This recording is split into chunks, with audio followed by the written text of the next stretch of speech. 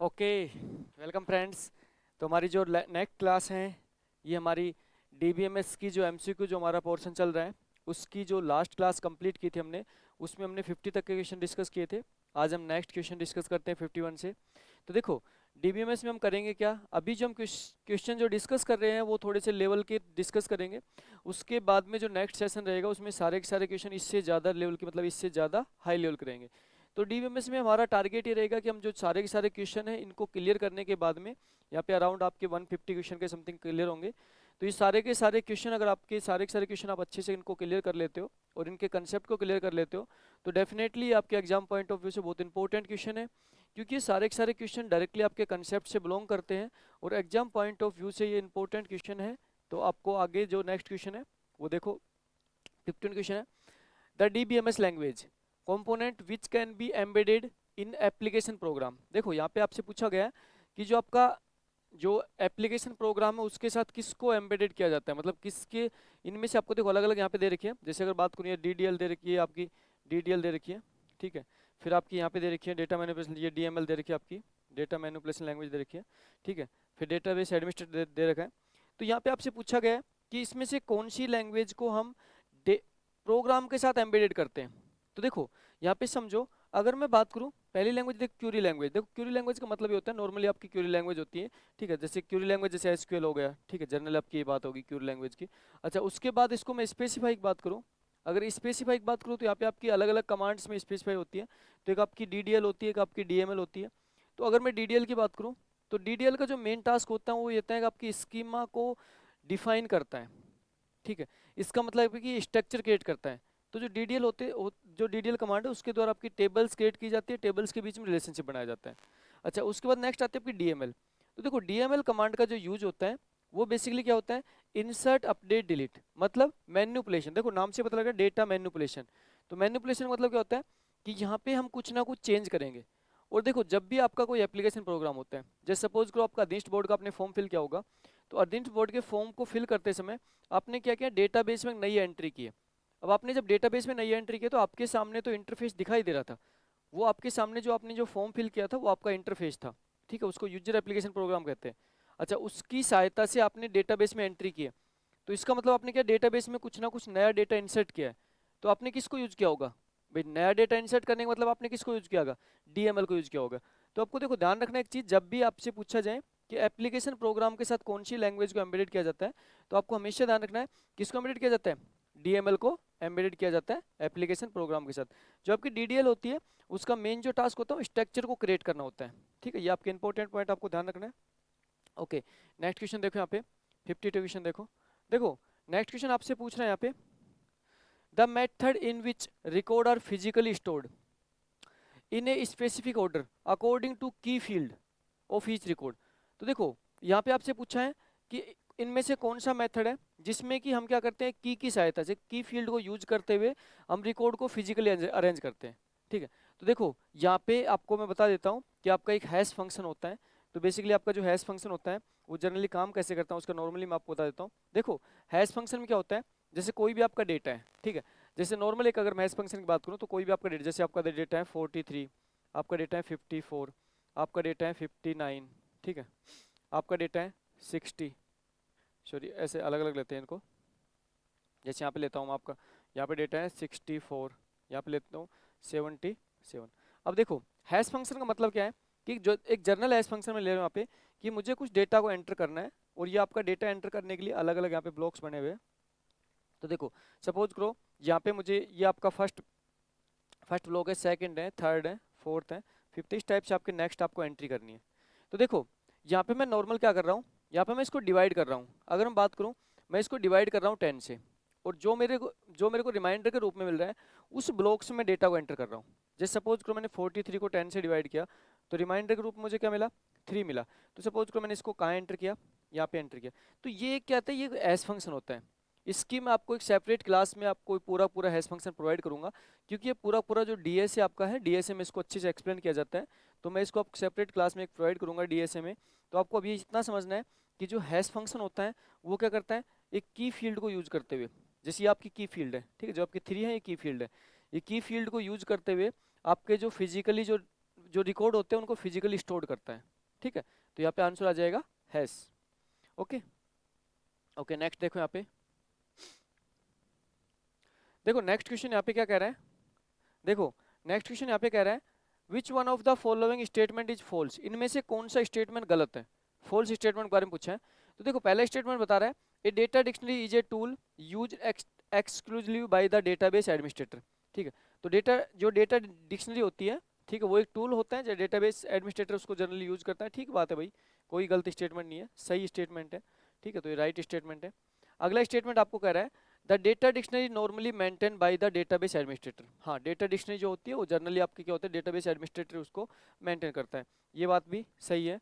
उसके बाद कह रहा है the data elements in the database can be change.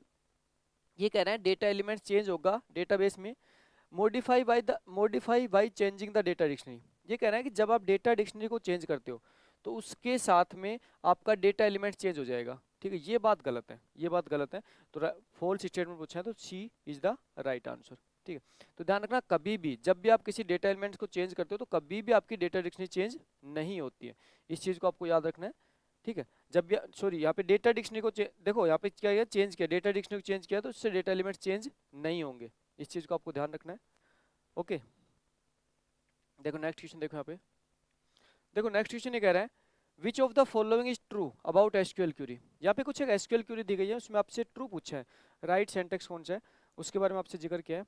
तो देखो पहली एसक्यूएल क्यूरी है SQL can contain a having close even if does not have a group by close. ठीक है, देखो भाई आपको स्पेशल ध्यान रखना है कि ग्रुप बाय क्लोज का काम क्या होता है। देखो ग्रुप बाय क्लोज का काम क्या होता है कि ये सिमिलर वैल्यू का ग्रुप बनाता है। ठीक है, और सिमिलर वैल्यू का ग्रुप बनाने के बाद में जब हमें कोई भी कंडीशन अप्लाई करनी होती है उस पर्टिकुलर ग्रुप के ऊपर तो वहाँ पे एक स्पेशल क्लोज का यूज किया जाता है जिसका नाम होता है हैविंग क्लोज।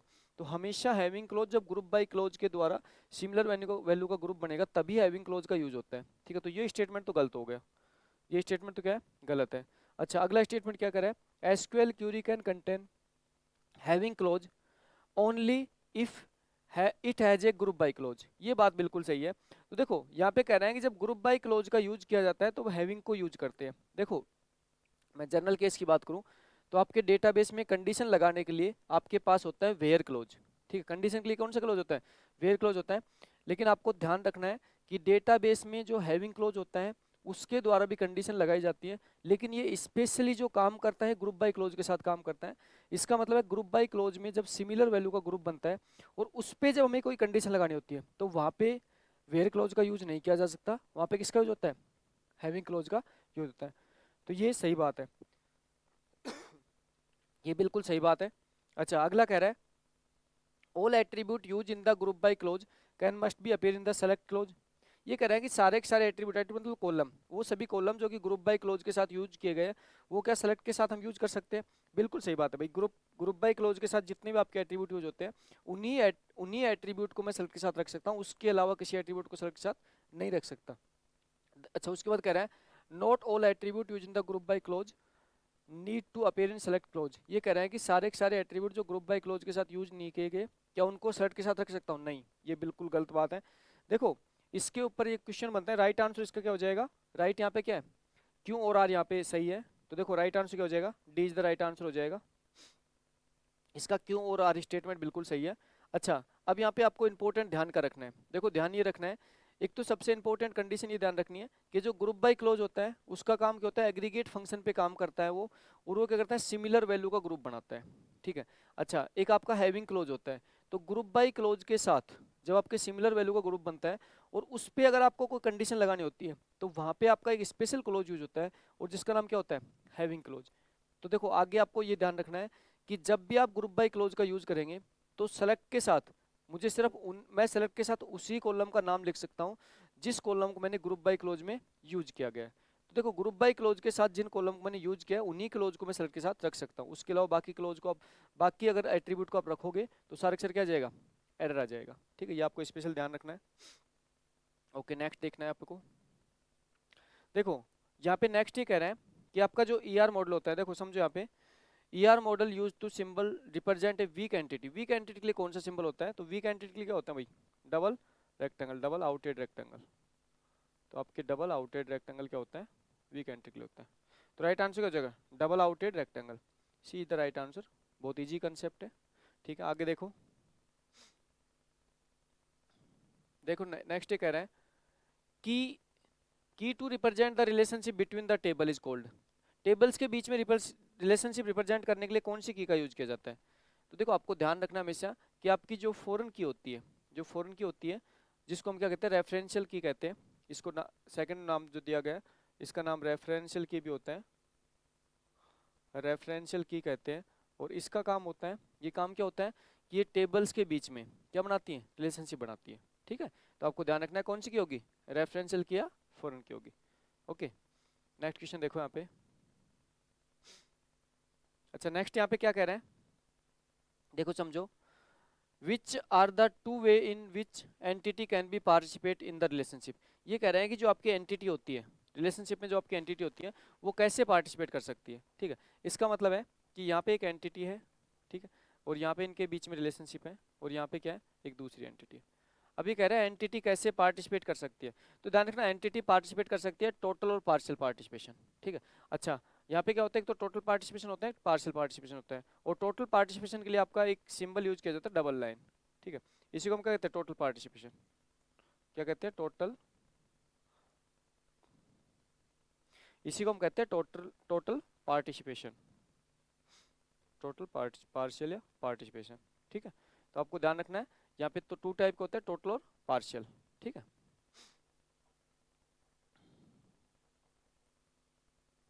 टोटल पार्टिसिपेशन, तो आपको ये चीज ध्यान रखनी है, टोटल पार्टिसिपेशन और पार्शियल पार्टिसिपेशन। अगर डबल लाइन है तो आपका किस टाइप का है, टोटल पार्टिसिपेशन है। ओके, नेक्स्ट देखो यहाँ पे। देखो नेक्स्ट क्वेश्चन क्या कह रहे हैं, देखो नेक्स्ट क्वेश्चन आपको आपसे कह रहे हैं the result of the union operation between R1 and R2 is a relation that include. ये कह रहे हैं कि आपका यूनियन ऑपरेशन का रिजल्ट क्या होगा, दो टेबल है R1 और R2 है, उनके बीच में यूनियन ऑपरेशन लगाऊं तो उसको रिजल्ट क्या होगा। तो देखो समझो आप, यूनियन ऑपरेशन क्या होता है, यूनियन ऑपरेशन क्या करता है, टेबल्स में जो आपके सिमिलर कॉलम होते हैं, जो आपके कॉमन कॉलम होते हैं दोनों टेबल्स में, उन दोनों टेबल्स के कॉमन कॉलम के सभी रिकॉर्ड्स को आपको डिस्प्ले करेगा यूनियन ऑपरेशन। ठीक है, तो दोनों टेबल में जो कॉमन कॉलम होते हैं उनके सभी रिकॉर्ड्स को डिस्प्ले कर देगा यूनियन ऑपरेशन। ठीक है, अब इसका राइट आंसर देखो, पढ़ो यहाँ पे, राइट आंसर देखो इसका। देखो यहाँ पे कह रहा है all the tuple of R1 and R2 which have common column.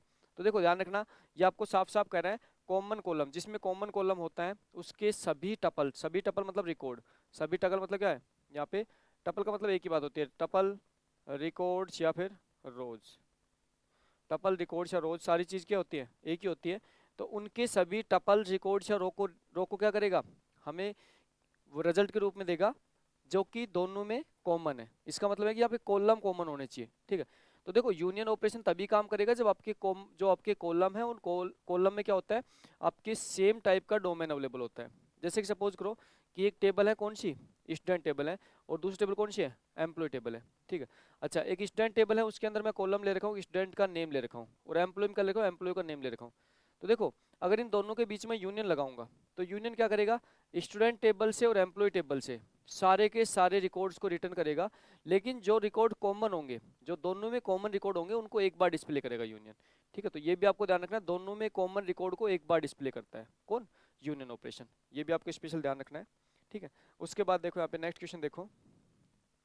अगर नेक्स्ट क्वेश्चन की बात करें तो यहाँ पे आता है, ये कह रहा है नेक्स्ट क्वेश्चन में विच of the following database object does not physically exist. इसका मतलब है इनमें से कौन सा डेटाबेस ऑब्जेक्ट है जिसका फिजिकल एग्जिस्टेंस नहीं है। ठीक है, अच्छा फिजिकल एग्जिस्टेंस का मतलब है कि जो मेमोरी कंज्यूम करता है और जो फिजिकली अस्तित्व में होता है। ठीक है, अच्छा यहाँ पे क्या है, पहला कह रहा है व्यू, दूसरा कह रहा है इंडेक्स, तीसरा कह रहा है बेस टेबल, दूसरा कह रहा है नन ऑफ दिस। तो ध्यान रखना, जो आपका व्यू होता है, व्यू का मतलब होता है वर्चुअल टेबल, व्यू का मतलब क्या होता है, वर्चुअल टेबल, वर्चुअल टेबल। देखो व्यू का कंसेप्ट डेटाबेस में बहुत अच्छा कंसेप्ट है, तो व्यू के कंसेप्ट को मैं आपको नॉर्मली बता देता हूँ। व्यू एक वर्चुअल टेबल होती है जो कि क्या होती है, हमेशा और हमेशा आपकी बेस टेबल या मास्टर टेबल पर डिपेंड होती है। और वो क्या करती है, जितने भी ऑपरेशन परफॉर्म करती है वो सारे के सारे ऑपरेशन हमेशा बेस टेबल या मास्टर टेबल में जाके अपडेट होते हैं। व्यू का स्वयं का कभी कोई फिजिकल एग्जिस्टेंस नहीं होता है। ठीक है, और व्यू डेटाबेस में सिक्योरिटी को मेंटेन करती है। जो कि डिफरेंट लेवल पे यूजर को एक टेबल में अलग अलग एक्सेस प्रोवाइड कर सकती है, ठीक है, व्यू के द्वारा, जिससे हम डेटाबेस की सिक्योरिटी को मेंटेन करते हैं। तो व्यू के ऊपर आपके बहुत बार एग्जाम में क्वेश्चन आता है, तो आपको ये चीज़ ध्यान रखनी है व्यू के बारे में, ठीक है। ओके, नेक्स्ट देखो यहाँ पे, देखो नेक्स्ट कंसेप्ट ये कह रहा है, देखो अगला कंसेप्ट ये कह रहा है, इफ एवरी नॉन की attribute is functionally dependent on primary, इस ये कह रहे हैं कि प्रत्येक नॉन की एट्रीब्यूट प्राइमरी की पर डिपेंड है, then the relation will be, then उसके बाद जो रिलेशन है वो किस टाइप का होगा। पहले कह रहे हैं फर्स्ट नॉल फॉर्म में होगा, फिर कह रहा है सेकंड नॉल फॉर्म में होगा, फिर कह रहा है थर्ड नॉल फॉर्म में होगा, फिर कह रहा है फोर्थ नॉल फॉर्म होगा। तो देखो यहाँ पे जो क्वेश्चन है उसमें दिया गया है कि प्रत्येक जो आपके नॉन के एट्रीब्यूट है वो सारे के सारे फुली फंक्शन डिपेंड किस पे है, प्राइमरी की पे। इसका मतलब है कि जब आपके सारे के सारे नॉन की एट्रीब्यूट, जैसे सपोज करो आपका, मैं यहाँ पे कह रहा हूँ अल्फा डिटरमाइन क्या किसको कर रहा है, बीटा को कर रहा है, और बीटा क्या है यहाँ पे नॉन प्राइम है, मतलब नॉन की एट्रीब्यूट है। नॉन प्राइम क्या होता है, नॉन की एट्रीब्यूट होता है, यहाँ पे क्या है, नॉन की एट्रीब्यूट होता है। अब देखो यहाँ पे जो नॉन की एट्रीब्यूट है वो सारे के सारे फुली फंक्शन डिपेंडेंट किस पे है, ये कह रहा है प्राइमरी की पे। तो देखो यहाँ से एक चीज क्लियर हो जाती है कि कभी भी जब आपके सारे के सारे नॉन के एट्रीब्यूट प्राइमरी की पे फुली फंक्शन डिपेंडेंट होंगे, तो आपकी कभी भी पार्शियल डिपेंडेंसी नहीं हो सकती। इसका मतलब कह सकता हूँ not partial dependency, not partial dependency. तो पार्शियल डिपेंडेंसी नहीं हो सकती, तो इसका मतलब ये है कि ये जो रिलेशन है ये हमेशा और हमेशा किसमें होगा, हमेशा मैं ये कह सकता हूँ कि सेकंड नॉल फॉर्म में जरूर अवेलेबल होगा। तो ये मैं राइट आंसर क्या हो जाएगा, सेकंड नॉल फॉर्म। तो देखो ध्यान रखना, जब भी आपके सारे के सारे नॉन के एट्रीब्यूट है वो आपके फुली फंक्शन डिपेंड किस पे हो जाएंगे, जब की पे मतलब कोई, या ये कह सकता हूँ कैंडिडेट की पे हो जाएंगे या प्राइमरी की पे हो जाएंगे, तो यहाँ पे स्पष्ट हो जाता है कि कभी भी आपका पार्शियल डिपेंडेंसी प्रेजेंट नहीं होगी। और जब पार्शियल डिपेंडेंसी प्रेजेंट नहीं होगी तो इसका मतलब है कि ये ऑलवेज किस में होगा, सेकंड नॉल फॉर्म में प्रेजेंट होगा, ठीक है। तो यहाँ पे ये जो कंडीशन है, ये कंडीशन आपकी बताई गई है, सेकंड नॉल फॉर्म में प्रेजेंट होगा। अच्छा, उसके बाद यहाँ पे नेक्स्ट क्वेश्चन देखो, देखो रीड करते हैं सबसे पहले क्वेश्चन। क्वेश्चन क्या कह रहा है, consider the following relation schema, ठीक है। ये रिलेशन स्कीमा दे रखी है, उसमें बता रहे हैं, उसमें सबसे पहले आपको रीड करना है। देखो स्टूडेंट एक टेबल है जिसके अंदर रोल नंबर, नेम और एड्रेस कॉलम है। उसके बाद एनरोल एक टेबल है जिसके अंदर roll number, course number, course name, तीन टाइप के कॉलम है, ठीक है। अच्छा, उसके बाद यहाँ पे क्या कह रहा है, वेयर द प्राइमरी की आर शो अंडरलाइन। इसका मतलब है कि यहाँ पे देखो, एक तो जो स्टूडेंट है इसके अंदर रोल नंबर प्राइमरी की दे रखा है, और एक आपको यहाँ पे रोल नंबर प्राइमरी की दे रखा है, ठीक है। अच्छा, उसके बाद यहाँ पे क्या कह रहा है, the number of tuple in the student and the enrol table are 120 and 120 and only 8, ठीक है। इसका मतलब यहाँ पे जो आपके जो टोटल नंबर ऑफ टपल है वो 120 है, और यहाँ पे कितनी है, 8। ओके, नेक्स्ट क्वेश्चन देखो, ये यहाँ पे रिकॉर्ड की संख्या है 120 और 8 रिकॉर्ड की संख्या है। What is the maximum minimum number of tuple that can be represent student. यहाँ पे क्या कर रहा है, स्टूडेंट को मल्टीप्लाई किससे कर रहा है, एनरोल से, और दूसरा यहाँ पे डिनोट द नेचुरल ज्वाइन। इसका मतलब है कि नेचुरल ज्वाइन करते समय यहाँ पे स्टूडेंट को, देखो इसका मतलब होता है, देखो यहाँ पे जो सिंबल होता है ये किसका होता है, ये होता है कार्टेशियन प्रोडक्ट का, कार्टेशियन प्रोडक्ट का। अच्छा, अब यहाँ पे आपको एक चीज ध्यान रखनी है कि ये जो सिंबल है ये क्या करता है कि आपकी दोनों टेबल्स के जो रिकॉर्ड्स होते हैं उनको मल्टीप्लाई करता है। अब दोनों टेबल्स के रिकॉर्ड को मल्टीप्लाई करने का मतलब है कि ये क्या करता है, फर्स्ट टेबल्स के प्रत्येक रिकॉर्ड को उठाता है और सेकंड टेबल के सभी रिकॉर्ड से मल्टीप्लाई करता है। एक तो ये केस होता है। तो अगर इसमें मैक्सिमम की बात करूं, तो देखो मैक्सिमम की बात करूं तो मैक्सिमम का मतलब ये है कि फर्स्ट टेबल के रिकॉर्ड कितने हैं, 120 है, और ये मल्टीप्लाई किससे करेगा, सभी रिकॉर्ड से करेगा। तो इसका आंसर क्या जाएगा, इसका आंसर हो जाएगा 960। देखो अगर 12 को 8 से मल्टीप्लाई होगा तो 96 आ जाएगा, और यहाँ पे 0 लगा देगा तो 960 आ जाएगा। अच्छा, ये तो मैक्सिमम हो गया भाई, ये सारे के सारे रिकॉर्ड्स को मल्टीप्लाई कर देगा, ये तो मैक्सिमम हो गया। इसका मतलब फर्स्ट टेबल के प्रत्येक रिकॉर्ड को सेकंड टेबल्स के एवरी रिकॉर्ड के साथ मल्टीप्लाई करना है। ये तो मैक्स फर्स्ट केस होगा जिसमें मैक्सिमम हमारे पास क्या आ जाएंगे, 960 रिकॉर्ड आ जाएंगे। इसमें सेकंड केस ये और पूछे मिनिमम कितने हो सकते हैं। तो देखो मिनिमम में आपको ध्यान रखना है, मिनिमम मतलब है कि ये सारे के सारे उन्हीं रिकॉर्ड को रखेगा जो रिकॉर्ड्स आपके, यहाँ पे मिनिमम बात करूँ तो सपोज करो कि यहाँ पे फर्स्ट जो रिकॉर्ड है और सेकंड जो टेबल रिकॉर्ड है उसमें मैचिंग रिकॉर्ड को रखेगा। अब मैचिंग रिकॉर्ड सपोज करो कोई भी मैचिंग नहीं है, एक मैं रेयर केस ये मान लेता हूँ कोई भी मैचिंग नहीं है। अब जो कोई भी मैचिंग नहीं है तो हमारे जो फर्स्ट टेबल्स है जिसके अंदर मैक्सिमम कितने रिकॉर्ड है, 120 रिकॉर्ड है, तो फर्स्ट टेबल के सारे जो 120 जो रिकॉर्ड है वो तो हमारे पास होंगे ही होंगे, उतने रिकॉर्ड तो हमारे पास अवेलेबल होंगे ही होंगे जब हम क्या करेंगे, जब कार्टेशियन प्रोडक्ट करेंगे, या फिर मैं कह सकता हूँ क्रॉस प्रोडक्ट, इसी को कहते हैं क्रॉस प्रोडक्ट। ये क्या होता है आपका क्रॉस प्रोडक्ट ना। तो यहाँ पे राइट आंसर क्या हो जाएगा, 960 और 120। तो एक बार आप आराम से इस क्वेश्चन का स्क्रीनशॉट ले लीजिए, है ना, इसको आराम से रीड करना और एक बार देखना, अच्छा क्वेश्चन है ये। तो आपको ध्यान रखना है 960 और 120 इसका क्या हो जाएगा, मैक्सिमम और मिनिमम क्या हो जाएगा, यहाँ पे रिकॉर्ड की संख्या हो जाएगी किसमें, नेचुरल ज्वाइन में। ओके, नेक्स्ट देखो यहाँ पे, देखो नेक्स्ट ये कह रहे हैं यहाँ पे, समझो देखो नेक्स्ट कंसेप्ट को, the physical location of A record is determined by the mathematical formula that transform A file की इनटू ए रिकॉर्डेड लोकेशन। तो देखो यहाँ पे आपका ये क्वेश्चन, आपका इससे सिमिलर क्वेश्चन आपका पहले भी रिपीट हुआ है। तो ये कह रहे हैं कि यहाँ पे physical location of records, records की फिजिकल लोकेशन जो कि मैथमेटिकल फॉर्मूला के बेस पे कैलकुलेट करके बताई जाती है एक की यूज की सहायता से। तो देखो यहाँ पे होती है हैश फाइल, एक हैश फाइल होती है, और हैश फाइल में क्या करते हैं, मैंने पहले इससे पहले भी क्वेश्चन रिपीट हुआ था जो इस सिमिलर मतलब इसी टाइप का क्वेश्चन था, तो ये भी एक क्वेश्चन एग्जाम में पूछा गया, वो भी क्वेश्चन किसी एग्जाम में पूछा गया था। तो यहाँ पे एक क्वेश्चन है, तो यहाँ पे हैश फाइल क्या होती है कि आपके जो रिकॉर्ड्स होते हैं उनको क्या करते हैं, कोई मैथमेटिकल फॉर्मूला से कैलकुलेट करके फिर उसके बाद स्टोर करती है फिजिकल लोकेशन पे। ठीक है, तो राइट आंसर क्या हो जाएगा, hash file is the right answer. Okay, next देखो यहाँ पे, नेक्स्ट ये कह रहा है यूजिंग रिलेशनल अलजेब्रा, ये कह रहा है using relational algebra the query that find customer who have balance is over 1000। ये कह रहा है जो बैलेंस है वो 1000 से ज़्यादा होना चाहिए। ठीक है, तो एसक्यूएल रिलेशनल अलजेब्रा की कौन सी क्यूरी यहाँ पे बेस्ट रहेगी। अच्छा, अब यहाँ पे देखो फर्स्ट क्यूरी कह रहा है, देखो यहाँ पे पी का मतलब है, तब पी का जो मतलब है यहाँ पे प्रोजेक्शन है और एस का मतलब यहाँ पे सिलेक्शन है। ठीक है, तो ध्यान रखना यहाँ पे डायरेक्टली आपसे एग्जाम में कई बार डायरेक्ट क्वेश्चन मिलता है, तो पी का मतलब प्रोजेक्शन होता है और एस का मतलब क्या होता है, सिलेक्शन होता है। अच्छा, यहाँ पे सबसे पहले मुझे बताओ कि जब आपको कोई भी जो रिलेशनल अलजेब्रा होता है, तो रिलेशनल अलजेब्रा में सबसे पहले हम कंडीशन लगाते हैं, प्रोजेक्शन करते हैं, मतलब सिलेक्शन करते हैं, प्रोजेक्शन करते हैं। तो देखो सबसे पहले तो मुझे कंडीशन लगानी पड़ेगी, सबसे पहले तो मुझे सिलेक्शन करना पड़ेगा। भाई सिलेक्शन ये करना पड़ेगा कि उन सभी रिकॉर्ड्स को निकालना पड़ेगा जिनका क्या है, जिनका बैलेंस है वो 1000 से ज़्यादा है, 1000 ज़्यादा है। तो देखो यहाँ पे कौन सी क्यूरी चाहिए, अच्छा सिलेक्शन करना है, सिलेक्शन मतलब है कि देखो ये रहा, सिलेक्शन करना है जिसका बैलेंस 1000 से ज़्यादा है। ठीक है, डिपॉजिट अकाउंट से। ठीक है, भाई ये कह रहे हैं customer that find the customer who balance, मतलब डिपॉजिट अकाउंट में कितना ज़्यादा है, उसका 1000 से ज़्यादा उसका बैलेंस है। अच्छा, यहाँ से क्या हो जाएगा, सिलेक्शन हो जाएगा। उसके बाद मुझे क्या करना है, उन सभी कस्टमर का नाम डिस्प्ले करना है, इसका मतलब क्या करना है, प्रोजेक्शन करना है। तो सेकंड काम क्या हो जाएगा, प्रोजेक्शन हो जाएगा। तो देखो इससे क्या होगा, सपोज करो आपकी कोई भी एक टेबल है, एक अकाउंट टेबल है, उसमें सारे के सारे कस्टमर का डिटेल है, और उन डिटेल में से मुझे उन सभी कस्टमर का नाम फाइंड आउट करना है जिनका बैलेंस 1000 से ज़्यादा है।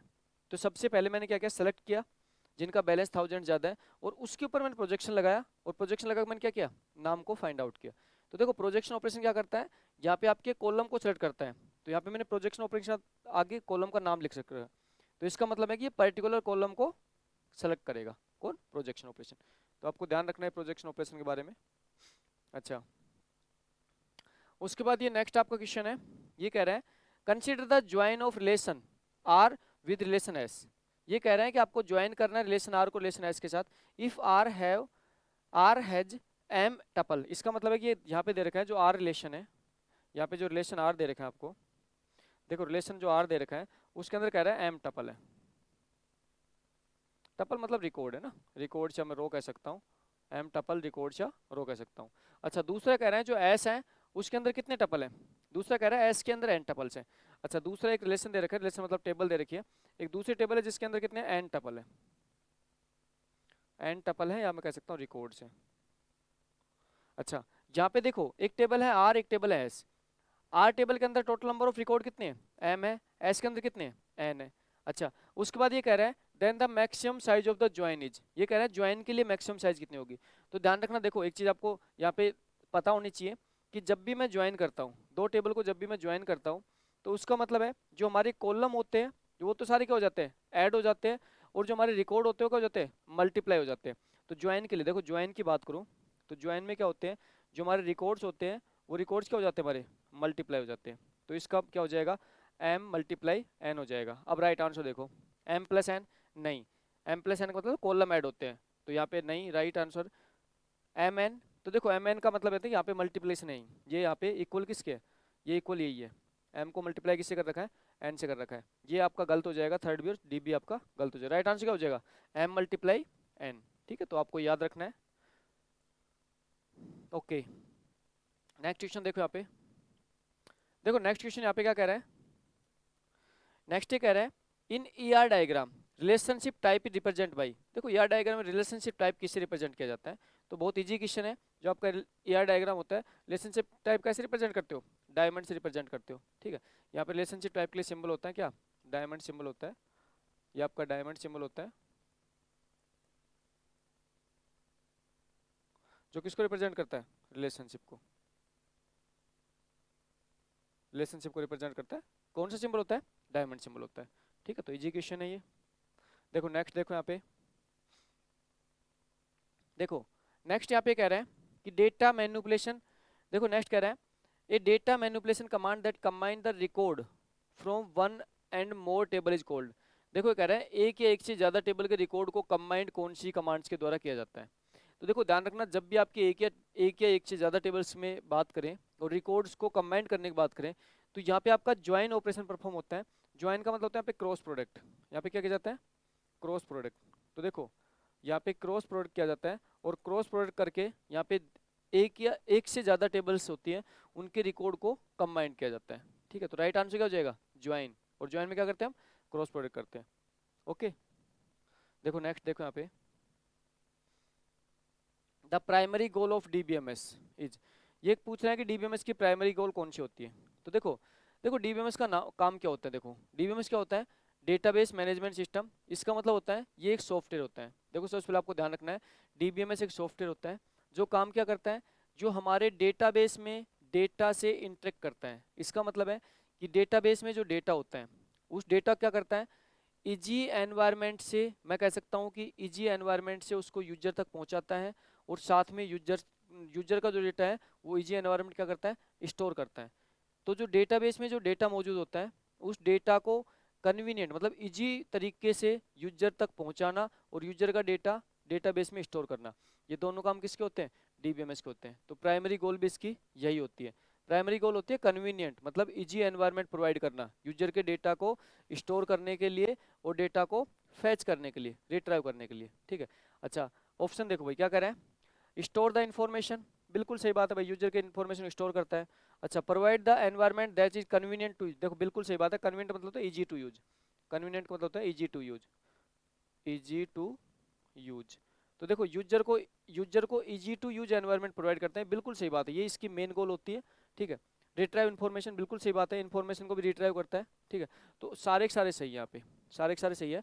लेकिन आपको एक स्पेशल ध्यान रखना है, इसकी जो प्राइमरी गोल होती है वो हमेशा क्या होती है, कन्वीनियंट होती है। कन्वीनियंट मतलब तो easy to use, easy environment से यूजर की इन्फॉर्मेशन को स्टोर करना और रिट्राइव करना, ये इसकी क्या होती है, प्राइमरी गोल होती है। ठीक है, तो आपको याद रखना है इस चीज को। ओके नेक्स्ट देखो इस पे, देखो नेक्स्ट क्वेश्चन ये कह रहा है विच ऑफ द फॉलोइंग, देखो नेक्स्ट ये कह रहा है which of the following state transition is not possible. Okay, block to ready. अच्छा, ये क्वेश्चन देखो जनरली ये क्वेश्चन आपकी जो ट्रांजेक्शन की जो स्टेट होती है उसके लिए बताया गया है। तो सिंपली आपकी वही कहानी होती है जो आपकी ओएस में जो प्रोसेस की आप प्रोसेस लाइफ साइकिल मॉडल पढ़ते हो। तो देखो प्रोसेस लाइफ साइकिल मॉडल में क्या होता है, आपको पता होना चाहिए आपको कौन सी स्टेट से कौन सी स्टेट पर आप मूव कर सकते हो, और कौन सी स्टेट से कौन सी स्टेट मूव नहीं कर सकते हो। ठीक है, तो यहाँ पे स्टेट दी गई है। ठीक है, ये कह रहा है ब्लॉक से रेडी में जा सकते हैं, ये कह रहा है ब्लॉक से रेडी में। तो देखो बिल्कुल सही है कि आप ब्लॉक से रेडी में ही जाते हो, उसके अलावा ऑप्शन नहीं होता है। जैसे आपकी देखो एक तो न्यू स्टेट होती है। ठीक है, अगर इन स्टेट की बात करो तो यहाँ पे क्या होती है, फिर रेडी होती है, फिर क्या होती है यहाँ पे रनिंग होती है, यहाँ पे रनिंग होती है, रनिंग से वापस हम रेडी में आ सकते हैं। रनिंग से हम कहाँ जा सकते हैं, अगर आईओ की रिक्वायरमेंट होती है कहाँ जाते हैं, ब्लॉक में जाते हैं, ब्लॉक से कहाँ पे जाते हैं, वापस से रेडी में जाते हो, रेडी से वापस से रनिंग में जाते हैं। तो देखो यहाँ पे कह रहे हैं कि ब्लॉक से रेडी में जा सकते हैं, इसका मतलब ब्लॉक से रेडी में बिल्कुल जाते हैं, ब्लॉक से रेडी में जाते हैं। फिर कह रहे हैं रनिंग से ब्लॉक में जाते हैं, देखो रेडी रनिंग से ब्लॉक में, हाँ बिल्कुल रेडी रनिंग से ब्लॉक में जाते हैं जब आईओ की रिक्वायरमेंट होती है। फिर कह रहा है रेडी से रनिंग में जाते हैं, बिल्कुल रेडी से रनिंग में जाते हैं, रेडी से रनिंग में जाते हैं।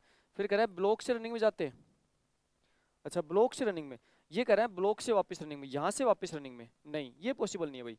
आपको स्पेशल ध्यान रखना है, ब्लॉक से वापस डायरेक्ट आप रनिंग नहीं जा सकते। देखो ब्लॉक में कब भेजा जाता है, जब कोई भी आईओ की रिक्वायरमेंट होती है, और आईओ कंप्लीट होने के बाद वापस से रेडी स्टेट में आना होता है। ठीक है, वापस से डायरेक्टली आप रनिंग में नहीं जा सकते, पहले आप रेडी स्टेट में आओ और उसके बाद क्या कहाँ पे जाओ, आप रनिंग स्टेट में जाओ। ठीक है, तो आंसर क्या हो जाएगा, आंसर हो जाएगा डी इसका मतलब ब्लॉक से रनिंग में नहीं जा सकते। अच्छा, इसके लिए मैंने सेपरेट एक यूट्यूब पे ऑलरेडी मैंने वीडियो अपलोड कर रखी है, प्रोसेस लाइफ साइकिल मॉडल के नाम से, जो कि बहुत ही अच्छी वीडियो है, और उस पर मैंने सारा का सारा कंसेप्ट है इसको मैंने बताया अच्छे से। तो एक बार अगर आपको नहीं पता है पूरा पूरा प्रोसेस, ये पूरा का ये जो प्रोसेस होता है कैसे काम करता है नहीं पता, तो एक बार जरूर से मेरी वीडियो चेक करेंगे आप। ठीक है, ओके नेक्स्ट क्वेश्चन देखिए। देखो नेक्स्ट ये कह रहा है डेटाबेस टेबल। देखो नेक्स्ट यहाँ पे क्वेश्चन कह रहा है in a database table the category of information is called.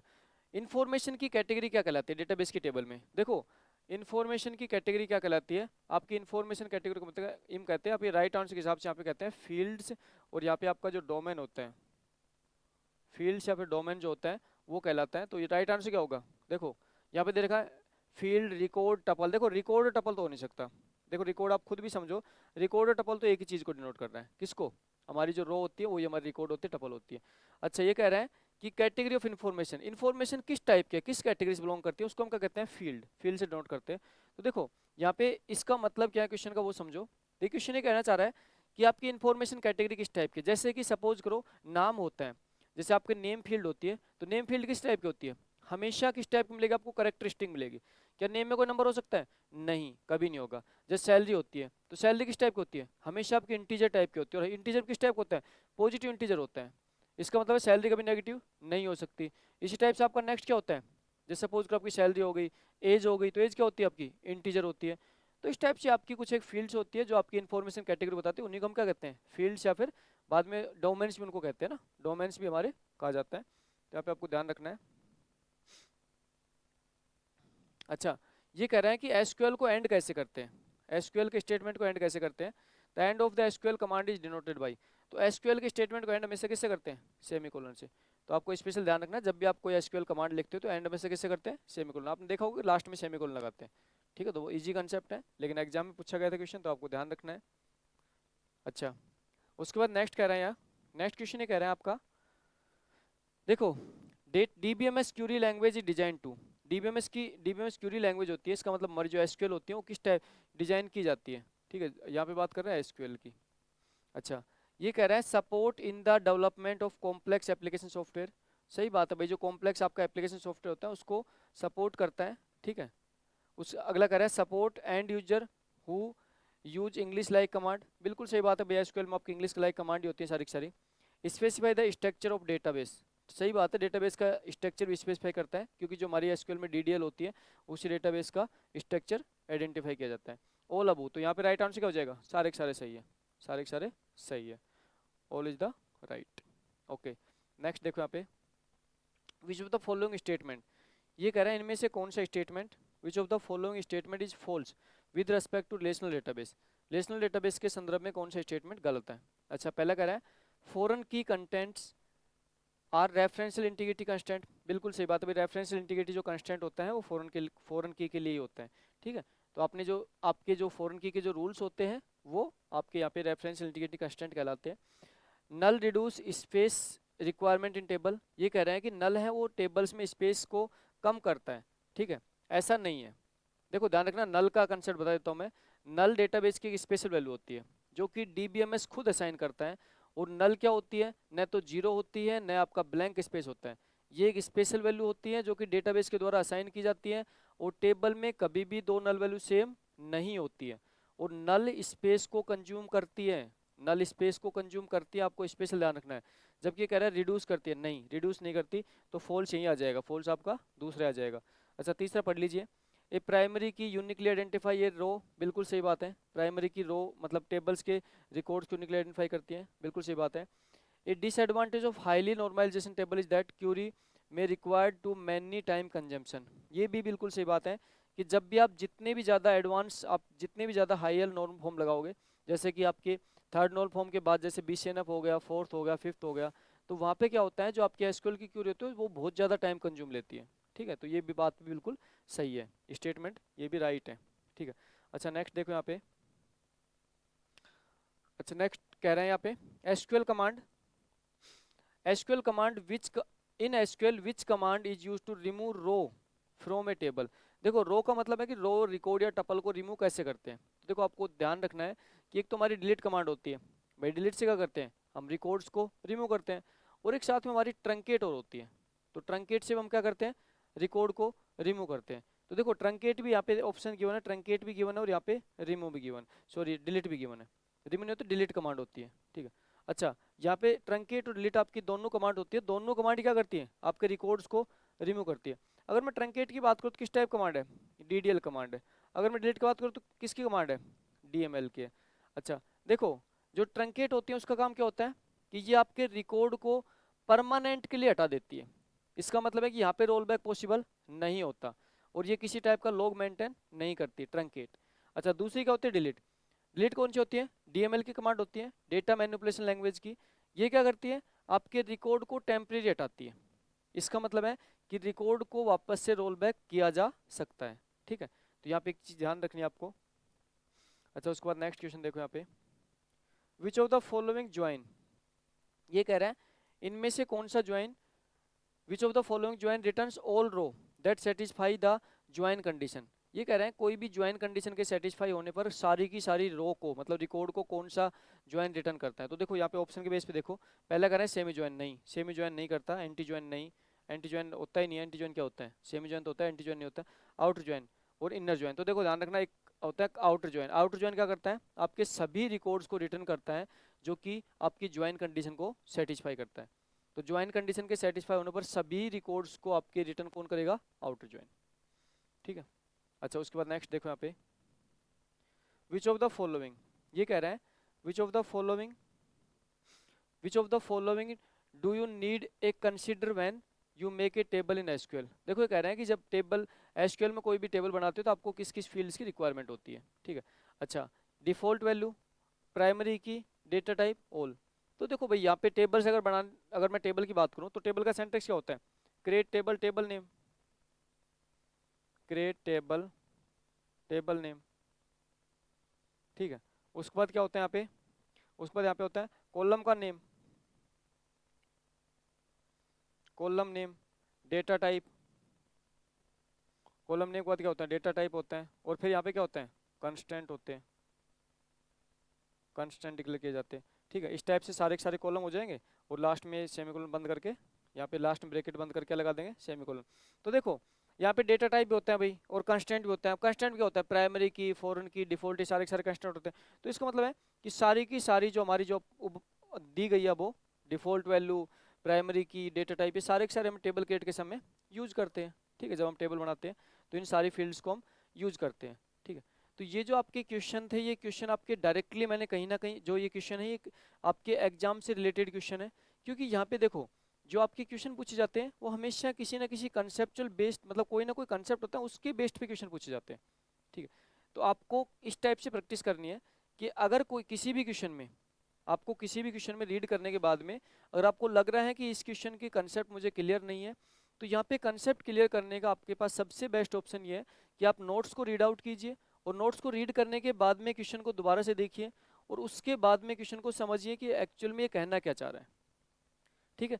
तो इस टाइप से हमारा जो डेटाबेस है, डेटाबेस के अंदर हमारे 150 क्वेश्चन की जब हम प्रैक्टिस कर चुके होंगे तो इसका मतलब हमारे सारे के सारे जो कंसेप्ट हैं वो क्लियर हो जाएंगे।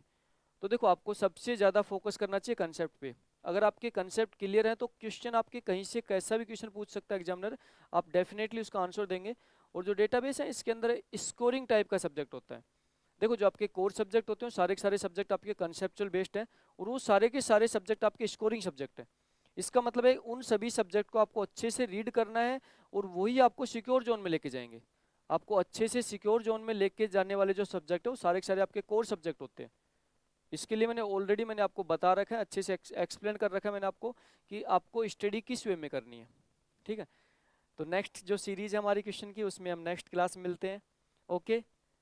तो गाइज ये जो आपकी क्वेश्चन की जो फ्री सीरीज मेरे द्वारा चलाई जा रही है ये आप लोगों की सपोर्ट्स के लिए है, और आप मुझे कमेंट्स करके बता सकते हैं कि आपको और कौन कौन से सब्जेक्ट की, इसके अलावा आपके कौन कौन सब्जेक्ट जो कंसेप्ट हैं वो मेरे द्वारा क्लियर किए जाएँ, तो मैं उसके बेस्ड पे वीडियो अपलोड कर दूंगा, ठीक है। अच्छा, इसके साथ आपको एक टास्क दी जाती है कि आप मुझे कमेंट्स करके ज़रूर से बताएं कि आपको एक जो ये सेशन चल रहा है ये कैसा लग रहा है, और साथ में मुझे आपके कौन से कंसेप्ट पे ज़्यादा आपको प्रॉब्लम आ रही है जिसकी वीडियो मुझे अपलोड करनी है, ये भी मुझे साथ में बताइए। तो उसके बेस पे मैं वीडियो जल्दी से जल्दी मैं वीडियो अपलोड करने की कोशिश करूँगा। ठीक है, तो आपको बहुत अच्छे से स्टडी करनी है, एग्ज़ाम बहुत नज़दीक है। ओके, तो मिलते हैं नेक्स्ट लेक्चर में। तो इस जो ये जो सीरीज़ है इसमें ज़रूर से आप लाइक करेंगे इसे, और साथ में आप क्या करेंगे, कमेंट्स करके मुझे बताएंगे। Okay, thank you, thank you so much, bye bye.